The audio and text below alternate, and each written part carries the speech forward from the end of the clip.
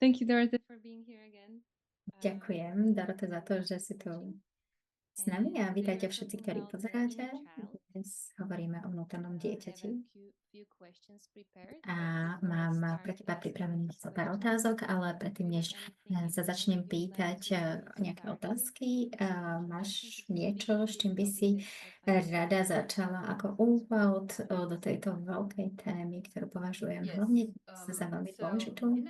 Áno, práca s vnútorným dieťaťom veľmi drahá. Pre mňa osobne, keď som sa otočila a obratila smerom k môjmu vnútornému zranenému dieťaťu, bol to problém oslobodenia. Keď som si uvedomila, že tie problémy, ktorým čelím ako dospelá, majú menej spoločné, niečo spoločné s tým, čo som zažívala ako dospelá a viac mali veci spoločných s tým, čo som zažívala ako dieťa, alebo čo mi chýbalo ako dieťaťu. A niekto sa ma pýtal na Facebooku, ako viem, či ako keby komunikujem so svojím dospelým alebo malým vnútorným dieťaťom. A myslím si, že týmto by sme mali začať, pretože mnohokrát sme tými zdravými dospelými, ktorí sú zazdrojovaní a máme svoje dary a využívame naše talenty, ale veľmi často počas dňa, keď sa v nás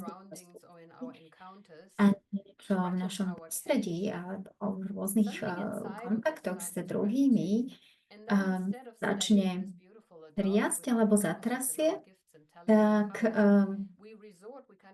namiesto našich zdrojov sa často prepadneme do nejakej takej staršej časti v nás, ktorá nebola až takto zazdrojovaná v minulosti.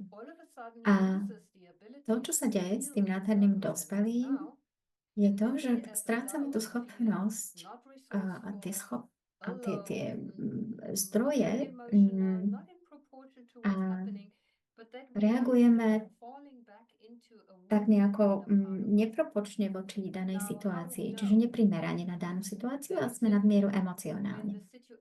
Ako to spoznáme?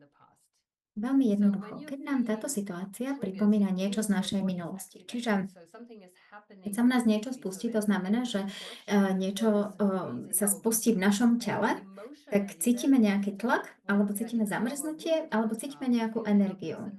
A veľmi často, keď sa cítime zranení a beznádejne, tak vtedy sme v našom vnútornom dieťati, tak ako sme sa cítili, keď sme boli malí. A ako to rozpoznám, že či je to ten dospelý, ktorý sa cíti bezmocne, alebo to malé vnútorné dieťa. Veľmi jednoducho, spýtajme sa, čo mi táto situácia pripomína. Napríklad sme v nejakom supermarkete a narazíme na niekoho a ten človek nám dá nejakú poznámku. Ak by sme boli v našom zazdrojovanom dospelom, tak by sme mali pocit, že OK, tak tento pán má asi nejaký zlý deň, vôbec sa ma to netýka. Ale keď zareagujeme spôsobom, že niečo so mnou asi nie je v poriadku a prečo so mnou takto zaobchádza, prečo sa ku mne takto správa, tak vtedy sme pravdepodobne v našom zranenom dieťati. A keď sa vtedy zastavíte, keď zachytíte ten pocit a opýtate sa seba, kedy som sa takto naposledy cítil, keď so mnou niečo nie je v poriadku a niečo robím zle, cítim sa bez svojich zdrojov, tak často sa stáva, že úplne z nenazdajky nám príde spomienka, alebo ako keby taký pocit, že sa cítime ako napríklad 7-ročné dieťa. A ak je toto ten prípad, a zrazu vám začnú prichádzať flashbacky alebo také náhle spomienky a zároveň s tými spojené emócie. A samozrejme, to sa môže stať aj pri našej dospelej verzii, pretože niekedy sa nám to stáva, aj keď sme vystresovaní a pod tlakom dlhodobo, ale to ešte neznamená, že sme veľmi pretešení a že sme beznádejí. Ale keď sa nám stane to, že sa cítime beznádejne, tak vtedy vieme, že asi sa niečo deje s našim vnútorným dieťaťom. Poznáte na Slovensku matriošky? A to je veľmi podobné aj nám. Keď sa niečo v nás zatrasie, keď niečo zahrká, tak vtedy problém nie je s tou vonkajšou matrioškou, ale s tou vnútornou matrioškou. A vtedy tie naše vnútorné deti, keď zatrasieme tou matrioškou, alebo keď zatrasieme tým väzením, tak vtedy potrebujú, aby sme ich podporili. Aby sme ich podporili tak, ako potrebovali byť podporené 20-30 rokov dozadu. A v prípade toho pána zo supermarketu budeme naďalej používať tento príklad. V tej situácii, keď mám pocit, Pane Bože, čo som urobila zle, prečo by sa ku mne takto správal a teraz som úplne sprostá. Vtedy, keď sa toto vo vás začne diať, tak len sa zastavte, dajte si pauzu a dýchajte. A potom si pripomente, že teraz ste dospeli. Takže dýchajte smerom do brucha a naozaj precíťte, som tu a teraz, cíťte svoje chodidla, teraz som tu. A potom sa opýtajte veľmi dôležitú otázku. Ako som sa takto naposledy cítila? A ak cítite, že teda keď ste mali 7 alebo 10 rokov, tak ďalej nasleduje otázka, čo by si vtedy potrebovala v tom čase, keď si zažil túto situáciu, napríklad s rodičom alebo s učiteľom. A veľmi často sme od tých našich opatrovateľov alebo podporovateľov potrebovali počuť, že som v bezpečí a že ty si v poriadku. Môžeš byť taký, aký si so mnou práve teraz s tým, čo všetko cítiš. A takisto aj vy ako dospelí, s tým človekom, ktorý práve smerom k vám pustil nejakú poznámku, si pripomente to isté. Si teraz so mnou v bezpečí. Môžete si dať ruky do vreciek a dotýkať sa, jemne si šúchať prsty o seba a pripomínať si, som teraz v bezpečí. Teraz som v bezpečí. A neskôr sa porozprávate aj s tým vnútorným dieťaťom, ktoré by potrebovalo počuť to, čo by potrebovalo. Ale zdá sa, že to si vyžaduje veľa odvahy alebo veľa takisto aj uvedomenia. A ak sa pozriem na seba, pred niekoľkými rokmi bola som natoľko odpojená, že som si ani neuvedomila, že som zamrznutá alebo že som odpojená sama od seba. A bol by to nádherný svet, keby každý jeden z nás dokázal prevziať zodpovednosť za seba, zastaviť sa, spojiť sa so sebou, dýchať zhlboka. A to ma vedie k ďalšej otázke. Ako môžem budovať dôveru vo svoje vnútorné dieťa, ak sa cítim odpojený od svojich emócií? Áno, toto je dosť komplikované, pretože dôvodom toho, prečo ste sa odpojili od svojich emócií, je preto, že ako dieťa ste zažili niečo, čo bolo veľmi ohrozujúce a niečo, čo sa cítilo ako veľmi ohrozujúce a teda nie je bezpečné. A mali ste vtedy iba dve možnosti. Buď zostať so svojimi emóciami a stratiť všetkých ostatných, alebo odpojiť sa od svojich emócií, ale zostať v spojení so svojimi opatrovateľmi a opatrovníkmi. Vtedy sme mali pocit, že máme iba tieto dve možnosti, pretože biologicky náš nervový systém je vytvorený spôsobom, že deti, je to úplne povinné pre deti, to nie je otázka voľby, deti musia zostať prepojení s mamou, otcom, starou mamou, s opatrovníkmi. Potrebujú zostať spojení s dospelým, pretože ak nie, tak sú mŕtve.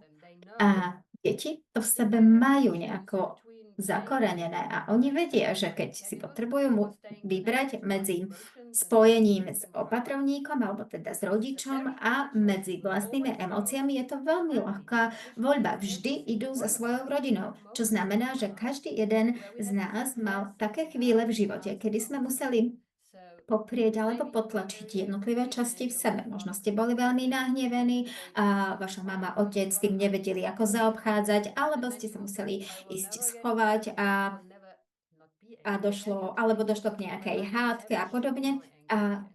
A možno vtedy ste si povedali, ja už nikdy viac neprejavím svoj hnev. A potom ste začali potláčať nielen hnev, ale aj ďalšie emócie. A keď toto zopakujete dosť často alebo niekoľkokrát, tak váš nervový systém to pochopí. A len čo ten hnev začne vychádzať na povrch, tak hneď sa to tak uzavrie. A to je tiež chvíľa, kedy sa nielen odpájame od svojich emócií a pravdivých pocitov, ale zároveň vtedy objavujeme, že aj odhadzujeme tú časť samých seba, ktorá je zodpovedná za túto emóciu. Povedzme, keď ste také dieťa so silným temperamentom, ale vaši rodičia, alebo áno, vaši rodičia si nemyslia, že to je až taký, že to je až taká dobrá povaha mať takýto temperament. A nevedia zaobchádzať s vašim hnevom a, a my máte pocit, že ste v ohrození, keď ste nahnevaní pred rodičmi a vy v takýchto chvíľach si začnete uvedomovať, že toto nie je dobrý nápad byť taký nahnevaný pred vašimi rodičmi a ako keby sa rozdelíte na dve polovice. Jedna polovica zostáva spojená s rodičom, druhá polovica ako keby zamietne ten hnev, alebo zostane taká odmietnutá, zostane na strane a vy si vytvoríte identitu z toho opačného. Čiže ja nie som vôľové dieťa, ja nie som temperamentné dieťa, ja nie som nahnevané dieťa, ale stanete sa dobrým chlapčekom alebo dievčatkom. Mnoho ľudí si myslí, alebo teda možno mnoho ľudí vyrastalo v takej tej atmosfére, že deti majú byť počuté, ale nie, pardon, majú byť videné, ale nie počuté, alebo alebo ste počuli často vety, že dobré deti nerobia toto, dobré deti robia toto. To sú vlastne také vložené rozkazy alebo inštrukcie, ktoré nám hovoria, že keď toto budeš robiť, tak nebudeš milovaný a nebudeš prijatý. A potom potláčame tieto časti, ale tie časti nemôžeme v skutku stratiť. Oni zostávajú v nás, zostávajú potlačené do nášho podvedomia. Možno nie sú až tak hlboko potlačené v podvedomí, niektoré sú, niektoré nie, a niektoré sú tak tesne pod povrchom. A z času na čas sa nám môžu pripomínať, napríklad aj v takom supermarkete, ako sme spomínali. A môže sa stať, že tieto časti začnú potom vykúkať a začnú sa vyplavať na povrch, ale my to neumožňujeme. Často si hovoríme, že nie, ja taká nie som. Ja som sa identifikovala ako zodpovednou, usilovnou osobou, ja to mám všetko pod kontrolou a ja hnev jednoducho nepraktizujem. Keď stratíme naše emócie a naše vnútorné deti alebo ich časti, tak to je ako keby taký jeden celý balík. A keď ho chceme rozbaliť, tak potrebujeme nájsť spôsob, ako sa znovu skontaktovať s našimi emóciami a teda bezpečný spôsobom. To neznamená, že ten spôsob musí byť úplne taký preťažujúci spôsob, ale znamená to, že si potrebujeme vybudovať dostatok zdrojov práve teraz na to, aby som mala dostatok odvahy cítiť. To znamená, aby som sa cítila bezpečne. A veľmi často to bezpečné miesto je v našom tele. Na nešťastie, keď som potlačala svoje vnútorné dieťa dosť dlho, tak moje telo sa prestáva cítiť v bezpečí, pretože všetky tieto emócie žijú v našom vnútre a keď začneme nimi triasť, tak zdá sa, že strácam kontrolu. Keď si umožním cítiť tento pocit, či už hnev alebo smútok, keď umožním mu sa vyplaviť na povrch, tak potom strácam kontrolu a potom 3 bodky. Niečo hrozné sa udeje. Potrebujeme nájsť spôsob, ako sa cítiť dostatočne bezpečne na to, aby sme išli smerom k našim telám. A moja skúsenosť je taká, že toto sa najlepšie vytvorí tak, že si vytvoríme i vnútorný obraz nášho vnútorného dieťaťa a zostaneme s tým obrazom. Ja dospelá Dorota viem, že som zastrojovaná a keď potrebujem niečo vyriešiť, tak mám možnosť voľby. Ale moje vnútorné dieťa nevedelo, že má tú možnosť voľby a že je zazdrojované. A ja ako dospelá žena som zdrojom pre to vnútorné dieťa. A niektorí ľudia, keď začnú prácu s vnútorným dieťaťom, veľmi sa im do toho nechce, pretože sa boja, že to vnútorné dieťa, ja vlastne nemám rád to svoje vnútorné dieťa, nemám rád tie vlastnosti alebo aspekty svojho vnútorného dieťaťa, ja nechcem byť takým človekom. A potom v tom prípade si musíme nájsť bezpečné miesto, ktorým môže byť napríklad moja posteľ, čiže pocit mňa, mos mojej posteli, alebo pocit, že som so svojím, zvieratkom, so svojím domácim miláčikom, alebo, že som niekde v prírode. Čiže niekedy si potrebujeme ako keby dopriať aj externý zdroj v tom prípade, keď seba z nejakého dôvodu nemáme radi alebo nevieme byť pre seba dostatočným bezpečným miestom. Toto bola veľmi dlhá odpoveď, pardon. Je to výborné, pretože to zahrňa aj ďalšie témy a ja vidím, aká veľká téma to je. Si spomínala emócie, tieňové stránky nás, naozaj je v tom ukryté všetko. A pracujúc s vnútorným dieťaťom, mnohí ľudia hovoria: Pane Bože, ty stále sa vrtáš v tom vnútornom dieťati, ale v tejto práci je naozaj veľa odpovedí na naše súčasné správanie a môže nás to viesť alebo naučiť, ako cítiť. Od tohto bodu môžem ísť mnohými smermi, len rozmýšľam,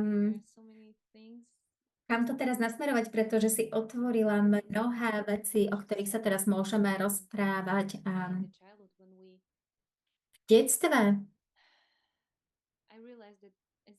ja som si uvedomila, ako si povedala, že my radšej strácame sami seba, ako keby sme mali strácať svojich rodičov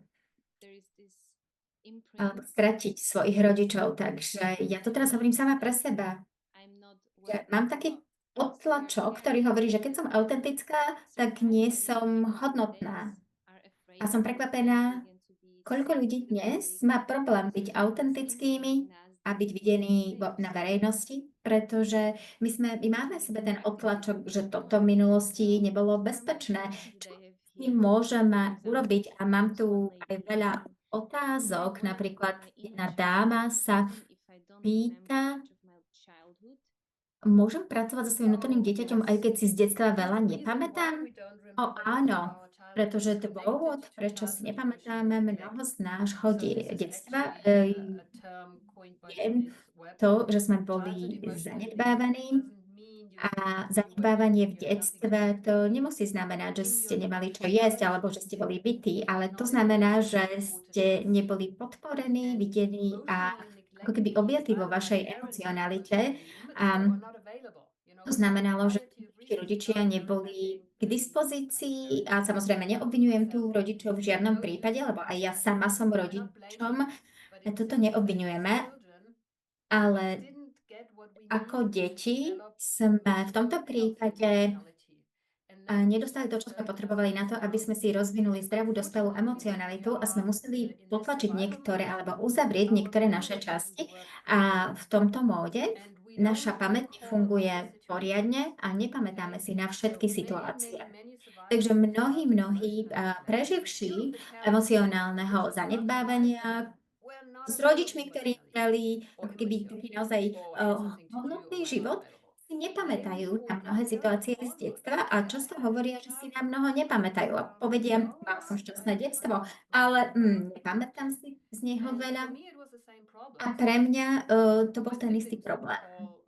Moji súrodenci nazývali naše detstvo nádherným a pamätali si veci a ja som taký nebola. Ja som taká nebola. Bola takýmto prípadom a trvalo Dalo to veľa energie, veľa práce s vnútorným dieťaťom na to, aby som si mohla začať niečo pamätať. Možno si potom spomeniete na to, ako ste sa stratili v zoologickej záhrade, alebo keď niekto z rodičov alebo s kamarátov neprišiel na vašu hru.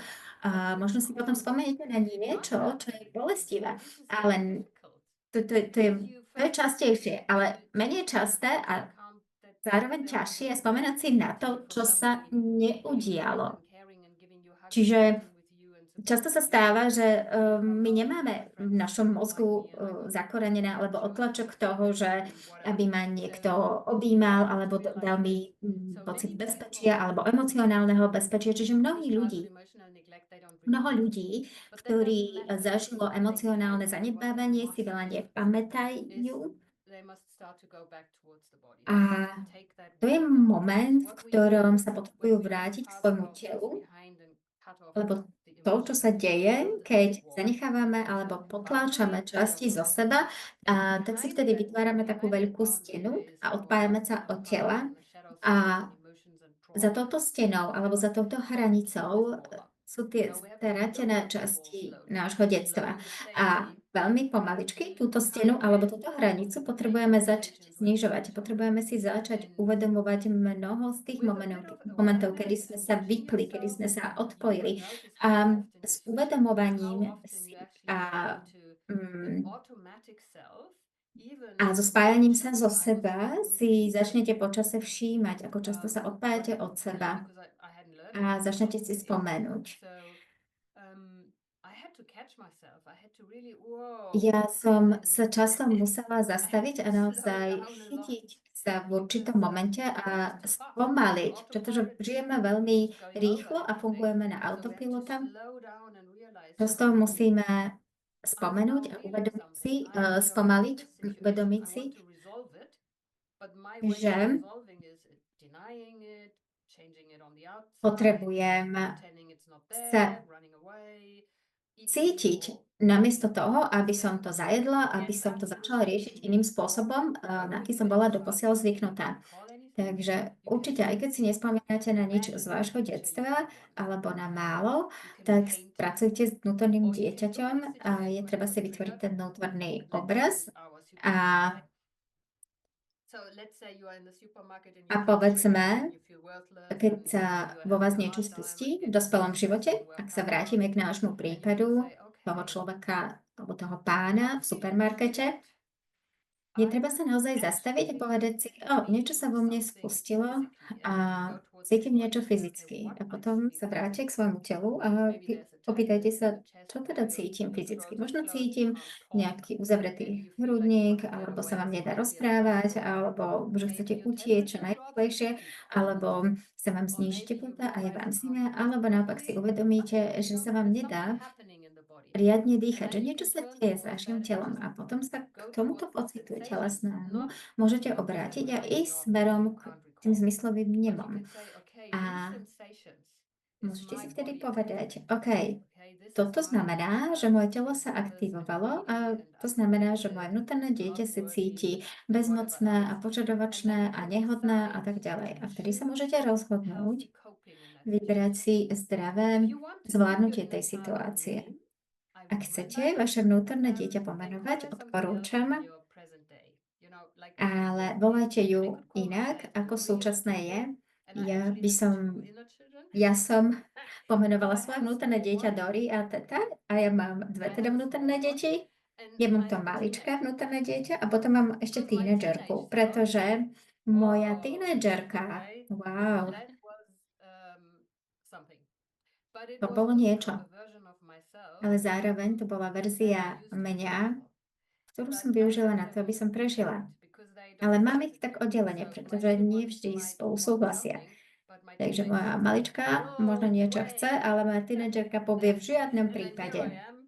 A potom ja som tu takto stojím medzi nimi a hovorím si, že OK, tak toto je skvelé, čo teraz urobíme? Ale zvyčajne stačí im načúvať, stačí si ich vypočuť. Takže zdravé zvládanie znamená, že počúvate svoje telo, počúvate to vnútorné dieťa a potom reagujete na to, namiesto toho, aby ste sa snažili vyhnúť pocitom alebo nejako to príliš analyzovali alebo nad tým rozmýšľali, ale naozaj sa opýtali, že čo by mi pomohlo. Možno to bude pohyb, možno keď si uvarím zdravé jedlo, môže to byť spievanie, hmkanie, alebo zavolám priateľovi, aby som sa podelila svoju skúsenosť.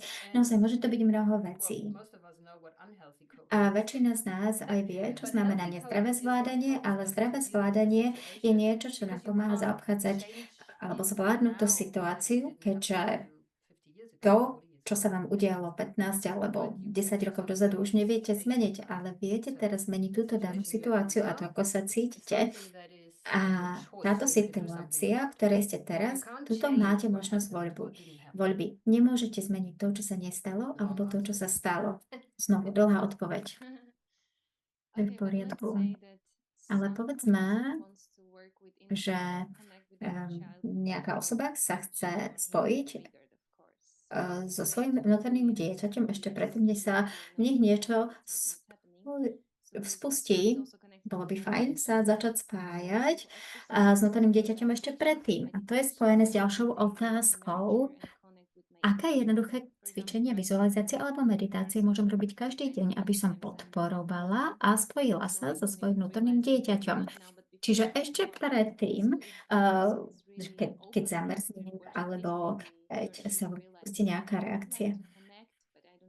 Takže ak máme nejakého človeka, ktorý sa chce spojiť s vnútorným dieťaťom a keď sa v tej osobe niečo spustí, nevie to ešte rozpoznať, sú teda nejaké jednoduché spôsoby, ako sa spájať s vnútorným dieťaťom? To, čo ja zvyčajne odporúčam, je, že keď začíname s touto prácou, ktorá je veľmi taká jemná, je delikátna, je to práca, ktorá ide veľmi hlboko a je veľmi, ako som povedala, delikátna. Môžete to robiť aj sami, ale je dobre si popri tom kúpiť nejaké dobré knihy alebo sa pripojiť do nejakej online komunity. Ale zároveň máme aj živý seminár, ktorý sa aj skoro udeje v Bratislave. A čo tam robíme, je, že máme nejaký objekt, nejaký predmet. Čiže buď použijeme nejakého plyšového macka alebo plyšovú hračku, ktorú sme mali už ako deti. A ak niekto si nič neprinesie, tak ideme iba vonku a pohľadáme si nejaký predmet, napríklad gaštán alebo kamienok, niečo, čo môžete mať so sebou a pri sebe. A účel a dôvod tohto predmetu je mať niečo naozaj hmatateľné, niečo, čoho sa môžete dotknúť, niečo, k čomu sa môžete vzťahovať počas toho, ako robíte svoju prácu, pretože je to veľmi abstraktná tá práca inak. A, ale keď máte niečo, čoho sa môžete dotknúť, to, čo sa potom deje, napríklad môžete mať ten predmet aj vo vašom vracku, keď idete vonku s takýmto predmetom, vy máte predstavu o tom, v akej ste situácii. Napríklad neradi chodíte do baru, alebo neradi chodíte na nakupovanie, alebo máte problém s niečím iným. Vtedy si vezmite tento predmet do vašej ruky a zdroj, ktorým ste ako dospelí, tak tento zdroj komunikuje tomuto predmetu, že ste v bezpečí. Čiže a toto prepojenie vám môže umožniť naozaj precítiť ten pocit bezpečia. A na seminári to bezpečie je to prvé, čo si vytvárame. Čiže ten predmet vám pomôže sa napojiť na ten pocit bezpečia. Pre mnohých ľudí je to viac o zvieratách ako o ľuďoch. Čiže napríklad môže mať ten kameň vo svojej ruke a môžem si spomenúť popri tom na moju mačku, na to, ako priadla, keď bola v mojom lone, na jej huňatú srsť a podobne. A naozaj precítiť ten pocit v tele, že vtedy som bola s tou mačičkou, tak som bola v bezpečí a v poriadku. Ak ste nemali také zvieratko, ak to bola vaša stará mama vašim bezpečným miestom, tak si možno pri dotyku s tým kameňom spomente alebo spojte si ten dotyk s kameňom s vôňou jablkového koláča, ktorú ste u nej mali. A potom s týmto pocitom bezpečného miesta môžete ísť či už do baru alebo do supermarketu. Čiže najprv je to spojenie so sebou, s bezpečným miestom a potom isté svoje jedni. A samozrejme máme rôzne meditácie, napríklad aj ja mám online kurz na ktorom sú rôzne meditácie, vizualizácie s priamou komunikáciou s vnútorným dieťaťom a zároveň aj online existujú mnohé zdroje, ktoré sú k dispozícii. Čo pomohlo tebe, pretože ty si bola na tomto seminári? Áno, niekoľkokrát. Ak si niečo z toho Mhm. zobrala, ak si niečo zobrala z toho semináru, tak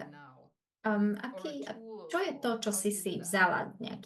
Nejaký nástroj, alebo ako teraz pracuješ s tvojim vnútorným dieťaťom? Toto je veľmi také, tak sa to mení, pretože keď som OK, tak, tak som úplne v pohode, meditujem a podobne, ale keď sa vo mne niečo spustí, tak je to komplikovanejšie a čo ja sa teraz učím posledné mesiace je byť so sebou súcitná. Čiže byť k sebe jemná, a aj keď pracujem na sebe už nejakých 10-12 rokov, stále sú vo mne vrstvy a neustále sa vyplavujú nejaké veci na povrch, ktoré vo mne spúšťajú reakciu. Čiže to, čo ja som si vzala z tvojej práce a seminárov, je byť láskavá a milujúca voči sebe, dopriať si čas a neposudzovať sa. Lebo toto bolo také asi najväčší problém pre mňa, že som sa trestala za pocity, ktoré som cítila. Čiže dýchanie mi veľmi pomáha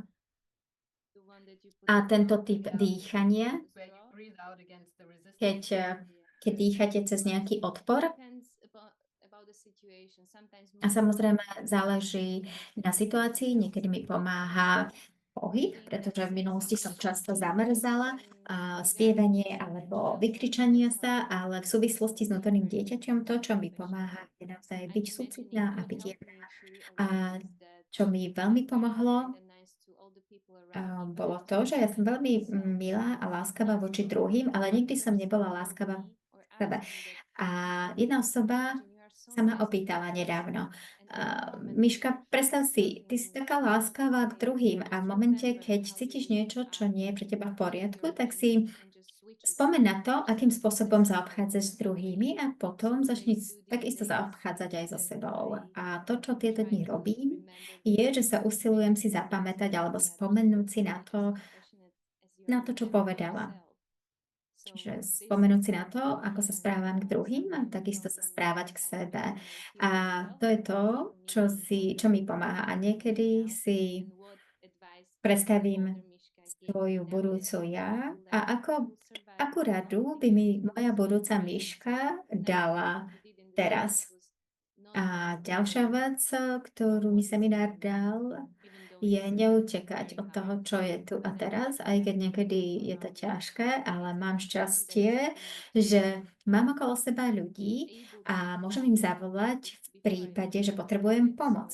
Predtým som toho nebola schopná, čiže tá komunita je zas niečo, čo mi tvoje semináre dali, že je v poriadku byť videná, keď som zraniteľná, keď som smutná, keď som otvorená a zároveň to mi pomohlo požiadať o pomoc a iba sa podeliť. A samozrejme, niekedy je to iba to zdieľanie toho, čo cítim, pomáha, hlavne vtedy, alebo aj vtedy, keď je to naozaj iba zdieľanie, keď tá druhá osoba na druhej strane nehovorí vôbec nič, len príjma to, čo zdieľam. Čiže je to veľa vecí a naozaj je veľa vecí, ktoré si ľudia môžu z tvojich seminárov zobrať a prispôsobiť si potom tieto veci sebe. Áno, presne preto som sa ja na to opýtala, pretože niektorí ľudia majú vnútorné dieťa, ktoré je také rebelujúce a potrebuje skôr upokojovať. Niektorí ľudia majú zase vnútorné dieťa, ktoré často zamrza, čiže potrebuje takú jemnú aktiváciu a tvoje prípady boli úplne úžasné. A to, čo si tiež povedala, kľúčové bolo spojenie. Ak môžete byť pre seba k dispozícii pre to svoje vnútorné dieťa, tak vtedy môžete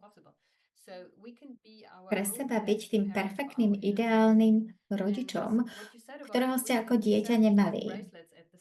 A pamätáš si, my takisto na seminári máme aj také náramky, kde máme napísané dýchaj a môžeme si vytvoriť aj iné pripomienky toho, ako sa zastaviť, keď sa v nás niečo spustí a pripomenúť si, že je dobré vtedy začať dýchať, pretože zvyčajne v týchto stresujúcich situáciách dýchame veľmi plynko.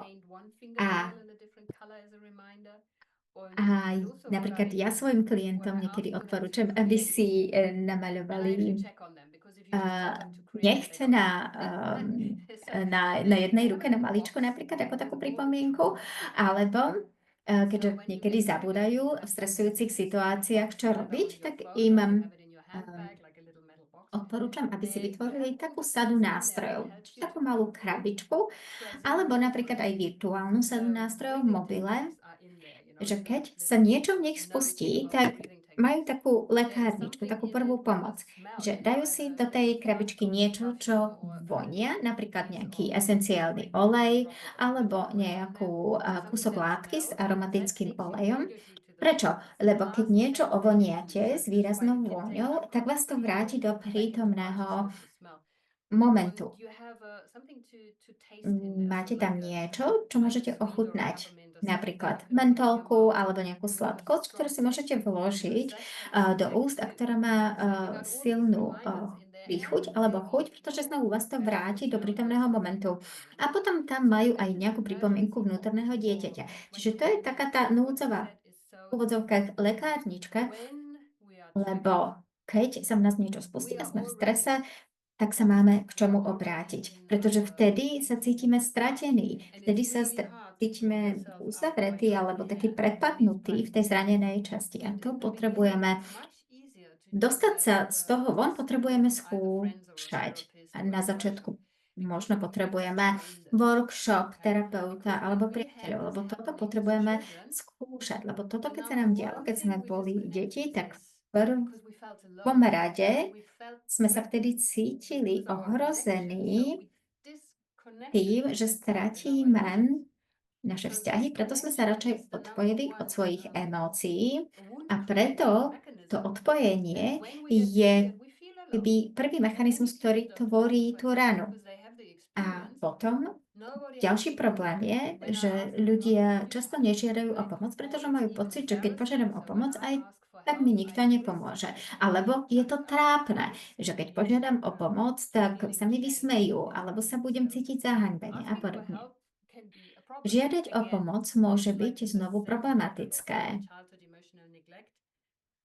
Je to Je to presne ako podľa katalógu alebo podľa tej knihy, ktorú som spomínala, že mnohí tí ľudia, ktorí zažili emocionálne zanedbávanie, majú veľký problém požiadať o pomoc. Pomáhame druhým, ale nevieme požiadať o pomoc sami. A práve aj vďaka takému predmetu, ktorý máme, si môžeme spomenúť na to, že máme v sebe časť, ktorá potrebuje byť so mnou v spojení na to, aby som sa cítil lepšie.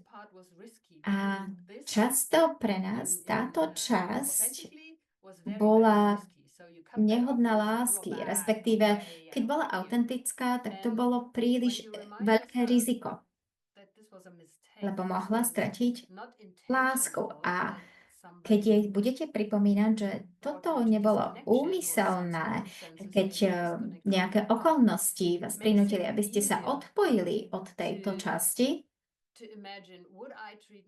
vtedy je ľahšie si aj spomenúť na tú otázku, či by som sa takto správala aj k svojim priateľom, či by som tak veľmi nelúbila tú časť, ktorú v sebe takto potláčam.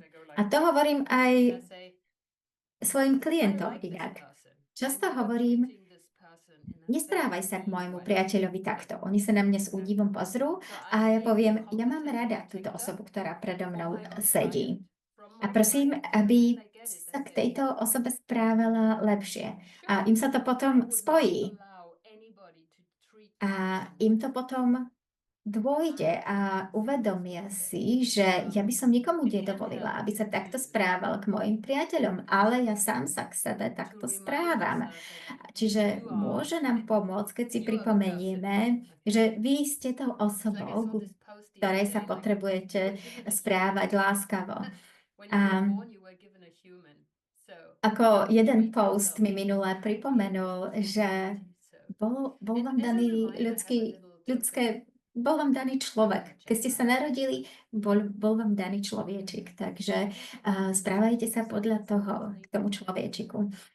Čo mi tiež pomohlo v nedávnom období, je pripomienka, že veci, ktoré sa nám udiali, neboli našou chybou. Nie v zmysle, že sa vzdávam zodpovednosti, ale musíme si uvedomiť, že každý z nás robíme to najlepšie a nebola to moja chyba, to, čo sa udialo, ale teraz som tu a teraz mám možnosť voľby a mám možnosť vybrať si, ako sa k sebe budem správať. A aj v závislosti od osobnosti,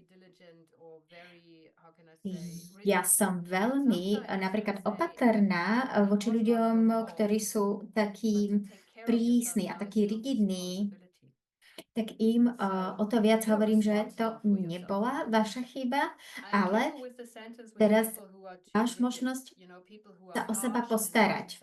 Čiže hlavne ľudia, ktorí seba popierajú a sú k sebe takí drsní, môžu sa znovu cítiť kritizovaní alebo môžu sa cítiť taký obviňovaný, plný viny za to, že sa o seba nestarajú dostatočne dobre.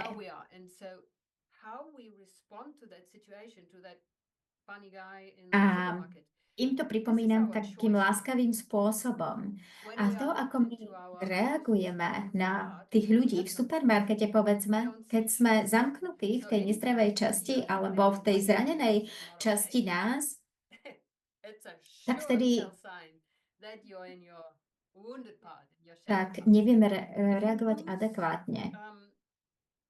Ak stratíte možnosť voľby alebo ten pocit možnosti voľby, tak viete, že sa vo vás niečo spustilo a že to nebude fungovať, lebo vtedy nevidíte ten väčší obraz. Čiže najprv sa potrebujete zregulovať. V prvom rade sa potrebujete dostať vonku z toho módu prežitia, niekomu zavolať alebo obrátiť sa k svojej núdzovej lekárničke alebo hýbať sa alebo dýchať a až potom si niečo zvoliť, lebo vtedy, keď ste v stresujúcej situácii a keď stratíte svoje zdroje, vtedy máte pocit, že nemáte možnosť voľby. A vtedy ani nemôžete urobiť zdravú voľbu, pretože v tom regulovanom a prepojenom stave, tak vtedy vidíte mnohé možnosti a vtedy používate všetky vaše centra, čiže myslenie, srdca a zároveň aj intuitívne centrum brucha a ako keby robíte informovanú voľbu.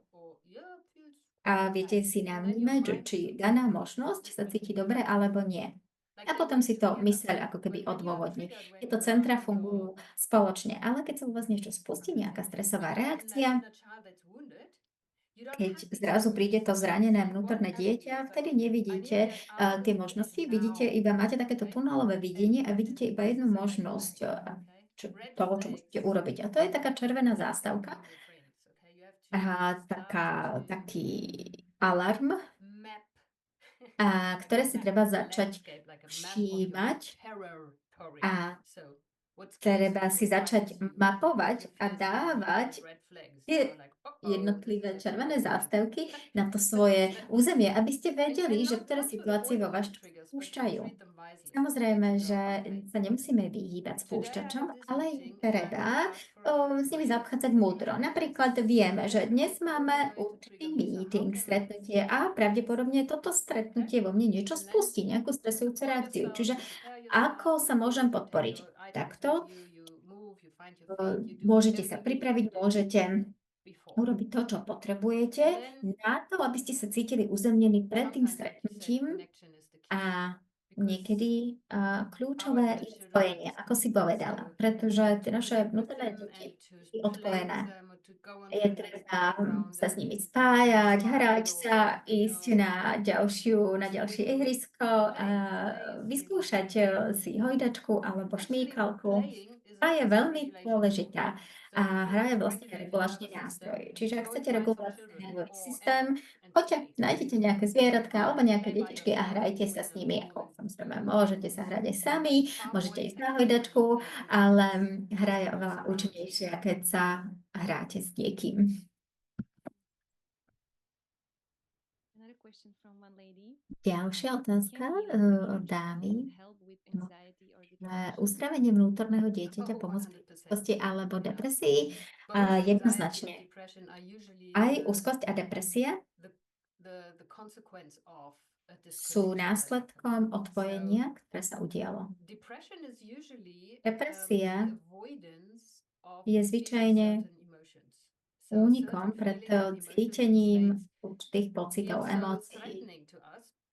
Niektoré emócie sa cítia veľmi ohrozujúce, pretože boli hrozivé, keď sme boli deti a preto sa ich radšej ani nedotýkame a radšej vezmeme všetku tú energiu a zostaneme v tom preťažení, až kým tá emócia nejako neprejde a odpojíme sa od nej a preto potom zostávame aj v depresii a veľmi často majú depresiu kombinovanú s úzkosťou.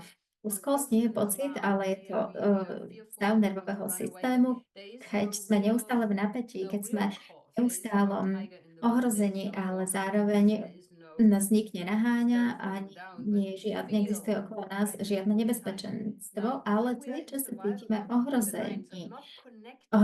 A keď sme v takomto stave, tak sme odpojení od našich zdrojov a od nášho bezpečného miesta a veľmi často môžeme si takto hýbať alebo hýbať medzi depresiou a úzkosťou a hore dolu, bez toho, aby sme sa niekedy cítili uvoľnenie a naozaj otvorene. A tento stav depresie a úzkosti takisto je zodpovedný za mnohé ochorenia, či už psychického charakteru, mentálneho charakteru alebo autoimunitného charakteru. Veľmi veľa z týchto ochorení sa vzťahuje na tento stav a na to, keď sme naozaj uzamknutí bez nádeji a bez moci, lebo tá energia ako keby odchádza z nášho systému.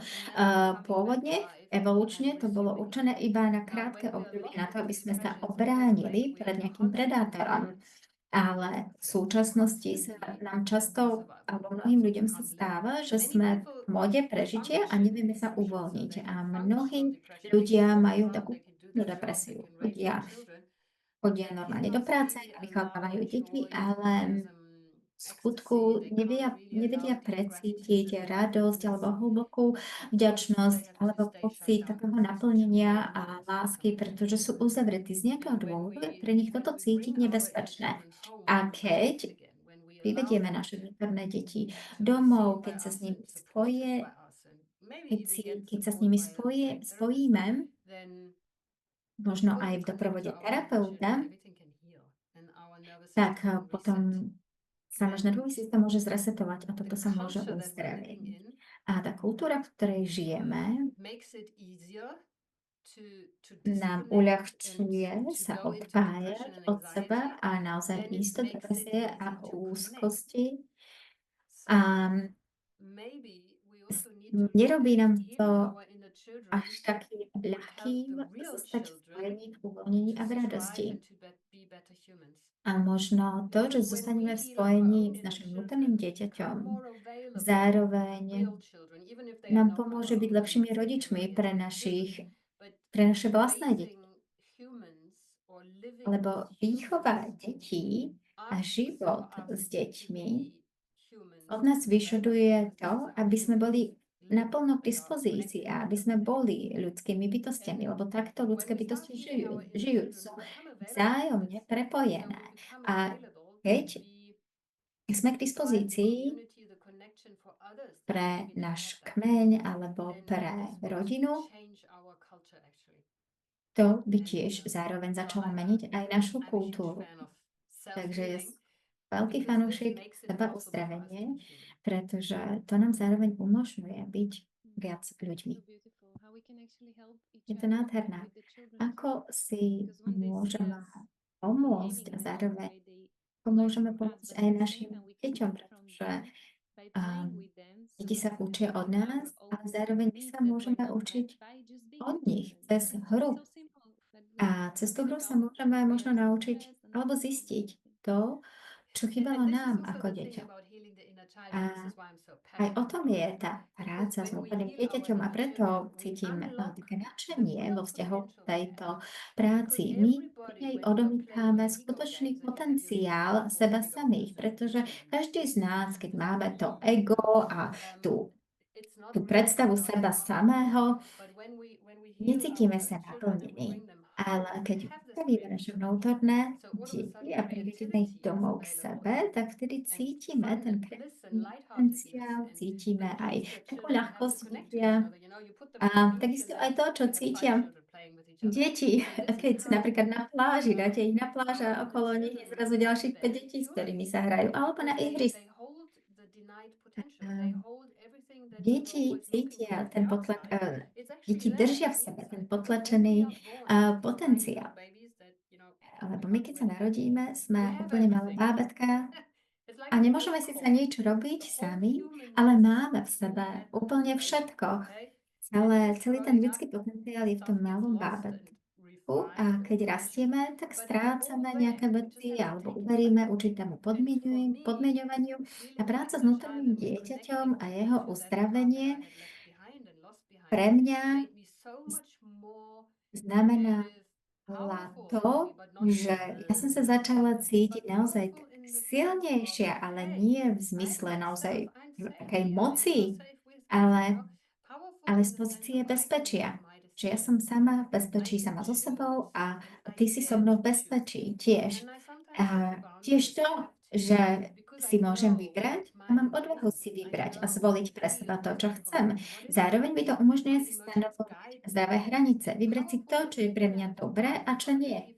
A mocný alebo silný neznamená, že ja teraz trhávam do súkromného priestoru druhých. Skôr to znamená, že naplno využijem aj svoje dary, svoju tvorivosť, aj svoju hlúposť alebo tú bláznivosť a vyjadrujem sa rôznymi spôsobmi. Čiže keď hovorím o moci, tak skôr mám na mysli tú vnútornú životnú silu, ktorá všetko poháňa. Tá teraz môže za mňa žiť. A predtým toto nebolo k dispozícii. Ja som nemala predtým odvahu si toto dovoliť to cítiť, byť žiarivá, lebo necítila som sa v bezpečí. Ale keď som uzdravila svoje vnútorné dieťa, tak som si povedala, to je úplne OK, nie každý ma musí mať rád a nie každý ma bude mať rád, ale to, že ja som sama so sebou v bezpečí, znamená, že môžem skúmať svoje talenty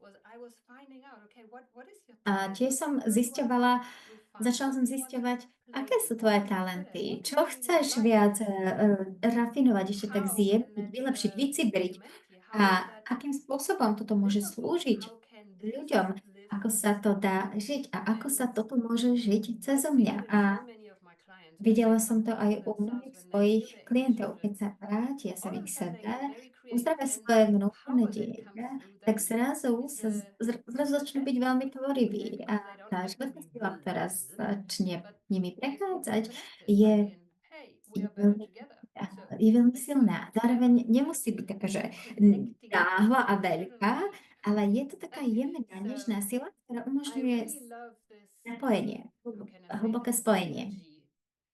Čiže tá synergia, ktorá sa udeje, keď ľudia sú autenticky sami sebou a hovoria, ako sa môžeme zahrať a hoďme tu naše talenty, premiešajme ich, dajme ich dohromady a uvidíme, čo sa udeje.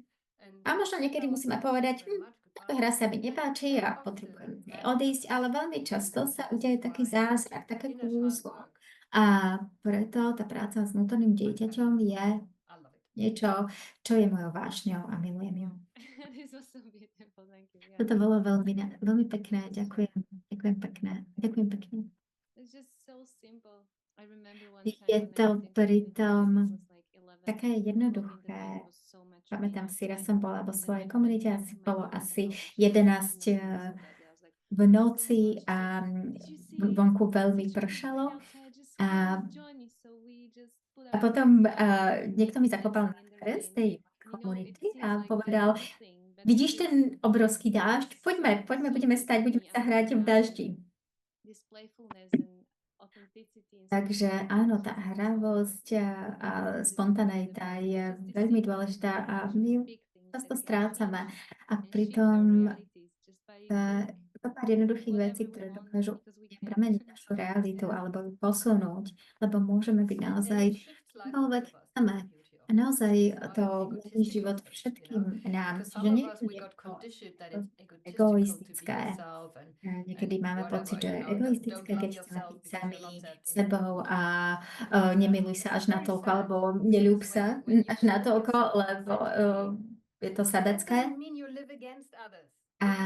Ale to neznamená, že keď budete autentickí, že pôjdete proti druhým. Opak. To znamená, že sa stanete k dispozícii tým druhým. A my ľudia sme sa zrodili do štedrosti, do zdieľania. A keď žijeme v tom móde sociálneho zapojenia v komunitách, tak sa môžeme deliť o čokoľvek. A napríklad vidíme to na deťoch. Oni nikdy nemajú problém sa deliť. Môj syn, keď mal 3 roky, tak on zvykol jesť surovú brokolicu. Keď sme išli do stajningu koňom, tak on sa delil o svoju brokolicu s koňmi. To by som neodporúčala, ale áno, detičky to robia, lebo oni sú tak prirodzene k tomu otvorené. Myslím, že budeme pomaličky končiť, čiže máme nejakú poslednú otázku alebo poznámku. A ty si už spomenula hranice a mám tu otázku. Mám problémy s nastavovaním hraníc. Môže mi tento reparenting alebo byť si znovu rodičom pre svoje vnútorné dieťa pomôcť nastaviť lepšie hranice ako dospelému? Áno, hranice. Veľmi ak nemám zdravé hranice, tak potom nikdy neviem, kde sa začínam, kde sa končím, neviem, kde sa ty končíš a začínaš a hranice sú veľmi dôležité. To neznamená drsnosť, to neznamená, že potrebujem mať okolo seba ostnatý drôt. Hranica znamená, že cítim, čo je pre mňa dobré a čo a že som zároveň schopná a ochotná komunikovať toto druhým. Deti s tým nemajú problém. V prípade, keď nemajú radi brokolicu a vy naservírujete brokolicu, tak povedia, môj syn miloval brokolicu, to je iný príbeh, ale on mal hranice voči iným veciam. A deti vedia veľmi dobre, čo majú radi, čo nemajú radi. A aj napriek tomu, že ich trénujeme voči tomu, aby akceptovali alebo mali radi brokolicu a iné zdravé veci, nie je vždy dobrým nápadom. Nie je to vždy dobrý nápad, ako keby vytrénovať z ich zdravých hraníc.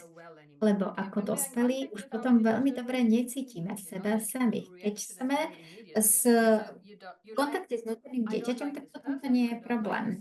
Vtedy viete, že nemám rád túto situáciu, táto situácia, alebo tento človek sa mi nepáči. Vtedy veľmi jasne povieme, ďakujem veľmi pekne, nepotrebujem to. A pritom nemusíme byť agresívni. Je to iba jasná komunikácia. Nepáči sa to. A vtedy nepotrebujem dávať tie zdĺhavé vysvetlenia, ktoré ľudia zväčša dávajú, keď ľudia neistí vo vzťahu k sebe samým. Lebo vtedy vám ľudia vysvetlia všetko. Vysvetlia vám, prečo sa to im nepáči, prečo sa to vám nepáči a tak ďalej. Ale dospelý, ktorý má zdravé hranice, povie, ďakujem, neprosím si. A keď máme zdravé hranice, a keď máme zdravý vzťah s tým vnútorným dieťaťom, tak aj fyzicky cítime, že je dobré, toto pre mňa nie je dobré.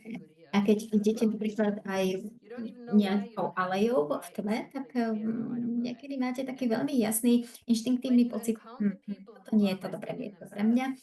A A ľudia, ktorí sú hlboko sami so sebou prepojení, tak oni zväčša nie sú vôbec drsní. Oni povedia: "Ďakujeme, to nie, prosím si." A nemajú problém povedať nie alkoholu, keď im nechutí, alebo nemajú problém odmietnúť pozvanie niekam, keď niekam nechcú ísť. Lebo jednoducho môžu povedať: "Toto nie je moja preferencia." Alebo povedia: "Nie som teraz k dispozícii pre toto." A tiež, keď niekto iný sa snaží narušiť ich hranice, tak potom jasne povedia: "Toto je pre mňa nepriateľné."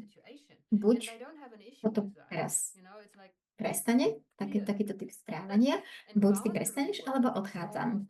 A práca s hranicami je takmer vždy nutná, keď mám klientov, ktorí zažili zanedbávanie v detstve, alebo keď vnímajú hranice druhých a podľa toho sa aj správajú, ale necítia svoje vlastné hranice. Takže potrebujeme cítiť a vnímať seba na to, aby sme mohli nastavovať svoje hranice a komunikovať ich neohrozujúcim spôsobom, alebo aj ohrozujúcim, ak je to potrebné, ale veľmi jasne. A na začiatku sme sa rozprávali o hneve. A hnev je veľmi posudzovaná emócia. Ale ten pocit hnevu, tá schopnosť si všimnúť, že som nahnevaná, je veľmi potrebná na to, aby som mohla cítiť, nastaviť a komunikovať a udržať si svoje hranice. Že keď niekto prekračuje moje hranice, ja to vtedy cítim, lebo cítim fyzicky mnem v tele a zároveň zdravý hnev nám dáva jasnosť. Je to akási pravda, ktorá cez mňa prechádza a hovorí: "Nie, toto mi neber." Alebo "Ja ti toto nedám." Alebo "Určite mi neprekroč, určite túto neprekroč." Táto jasnosť u tých ľudí, ktorí nemajú vzťah so svojím hnevom, tak oni majú problém s jasnosťou. A často im úplne nerozumiete a takisto úplne nepočujete. A často oni nevedia ani niečo vyjadriť úplne jasným spôsobom, lebo musia sa schovávať, pretože im nebolo dovolené byť natoľko priamými alebo ostrými. Čiže znovu dlhá odpoveď, ale úplne v pohode. Takže napokon chcela by som vás spomenúť a pripomenúť, aby ľudia nezabudli, že že budeme mať seminár na konci mája.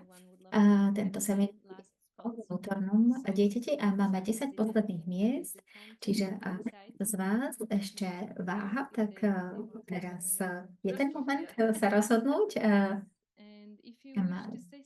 Ak by si chcela ešte niečo povedať na úplný koniec, nech sa páči. Naozaj si želám, aby každý dokázal zjemniť voči sebe samým. Ak by som mala nejakú supermoc, tak by som naozaj celú planétu alebo celý vesmír osprchovala takým súcitom. A aby sme mohli venovať svojim vnútorným dieťaťom namiesto drsnosti a kritiky ten súcit a láskavosť. Aby sme dokázali pochopiť, čo potrebujú. Aby sme dokázali porozumieť tomu, že to nedostali v minulosti a že teraz je našou zodpovednosťou im to dať. Takže moja taká posledná pripomienka by bola: dávajte si na seba pozor a starajte sa o seba. Takže ďakujem veľmi pekne a vidíme sa na budúce. Ďakujem, na budúce. Ďakujem. Ahojte.